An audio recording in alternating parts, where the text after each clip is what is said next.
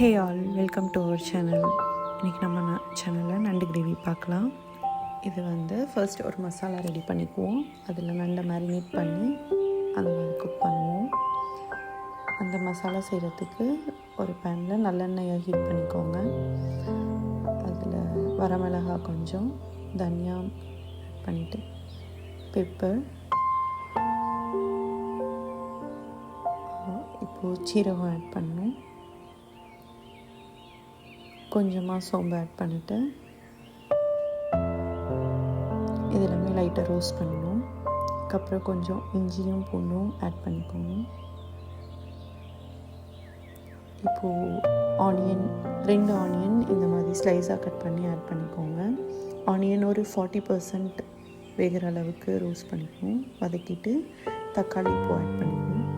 தக்காளி நல்லா ரோஸ்ட் ஆகிற வரைக்கும் இதை நல்லா மேரினேட் பண்ணி நல்லா ஃப்ரை பண்ணிவிட்டு அதுக்கப்புறம் எடுத்து அதை பேஸ்ட் பண்ணிக்கணும். அப்புறம் நண்டில் அந்த பேஸ்ட்டை போட்டு வாட்டர் ஆட் பண்ணிவிட்டு 20 minutes அதை மேரினேட் பண்ணி வச்சுக்கோங்க.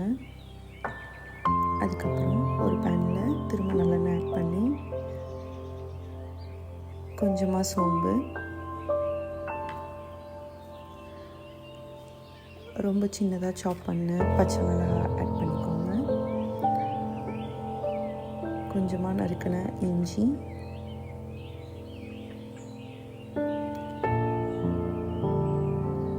இப்போது ஒரு பெரிய வெங்காயம் ரொம்ப பொடிசாக கட் பண்ணி எடுத்துக்கோங்க. இது எல்லாமே நல்லா வதக்கிக்கோங்க. நம்ம சிக்கன் கிரேவிக்கு செய்கிற மாதிரி தான் ஆனியன் நல்லா வதக்கிடணும். இப்போது கொஞ்சமாக கருவேப்பிலை ஆட் பண்ணிக்கோங்க. இதுக்கப்புறம் லைட்டாக மஞ்சத்தூள் இதில் ஆட் பண்ணிக்கணும். ஆட் பண்ணி எல்லாத்தையும் கலந்து விட்டுட்டு நல்லா கிண்டிக்கணும். இதுக்கப்புறம் அடிப்பிடிக்காமல் நல்லா கிண்டிகிட்டே இருங்க. ஆனியன் 90% ரெடி ஆனதும் நம்ம மேரினேட் பண்ணி வச்ச நண்டு மசாலாவை இதில் ஆட் பண்ணிக்கோங்க. தேவையான அளவு தண்ணியை இப்போ ஆட் பண்ணிக்கலாம். எல்லாமே மிக்ஸ் பண்ணிவிட்டு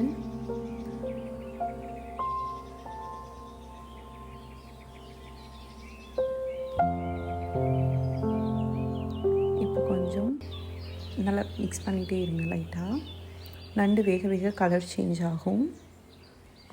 நண்டு குக் பண்ண ஒரு 20 to 25 minutes ஆகும்.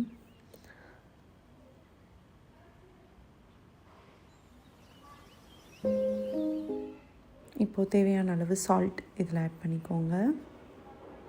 சால்ட் ஆட் பண்ணிட்டு நல்லா கொதிக்க விட்டுடலாம். இது கலர் சேஞ்ச் ஆகிட்டே இருக்கும்.